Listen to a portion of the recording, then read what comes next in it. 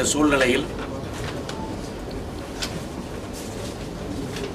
தமிழ்நாடு தனி நாடோ என்கிற ஒரு உணர்வை சுற்றி இருக்கிற மாநிலங்கள் எல்லாம் ஏற்படுத்தி இருக்கிறார்கள். அதில் மத்திய அரசும் கூட்டா என்ற ஐயமும் எழுகின்றது.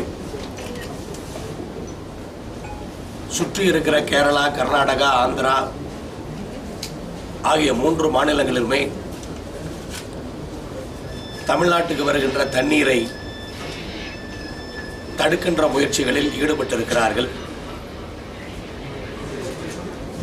மத்திய அரசும் இதை தீர்ப்பதற்கு சரியான திட்டங்களை தீட்டாமல் வேடிக்கை பார்க்கிறார்கள். கர்நாடகாவில் காவிரியில்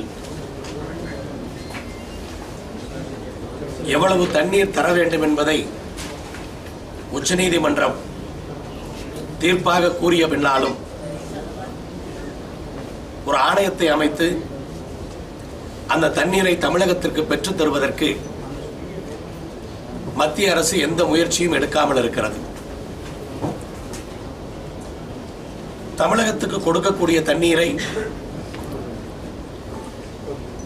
அங்கு மழை பெய்து வெள்ளம் வந்தால் தான் கொடுப்போம் என்ற நிலைப்பாட்டில் கர்நாடகா இருக்கின்றது. எங்களிடத்தில் அவ்வளவு தண்ணீர் இல்லை, தண்ணீர் இல்லாத போது நாங்கள் எப்படி கொடுக்க முடியும் என்ற கேள்வி அவர்கள் வைக்கிறார்கள்.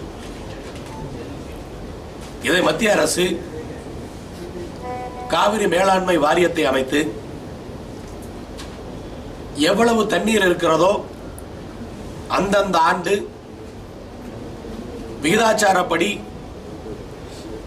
கர்நாடகாவும் தமிழகமும் கேரளாவும் பாண்டிச்சேரியும் பிரித்துக் கொள்ள வேண்டும்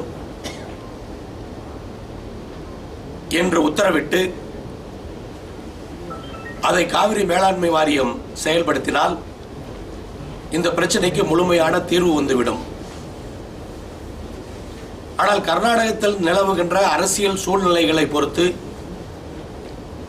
கர்நாடகத்தை ஆளுகின்ற காங்கிரஸ் கட்சியும் ஆட்சிக்கு வர துடிக்கின்ற பாரதிய ஜனதா கட்சியும் விளையாடுகிறார்கள் என்றுதான் சொல்ல வேண்டும். அவர்கள் விளையாடுவது தமிழர்களுடைய வாழ்க்கையில் என்பதை புரிந்து கொள்ள வேண்டும். இப்படி ஒரு நிலைப்பாட்டை 2 கட்சிகளும் எடுத்தார்கள் என்று சொன்னால்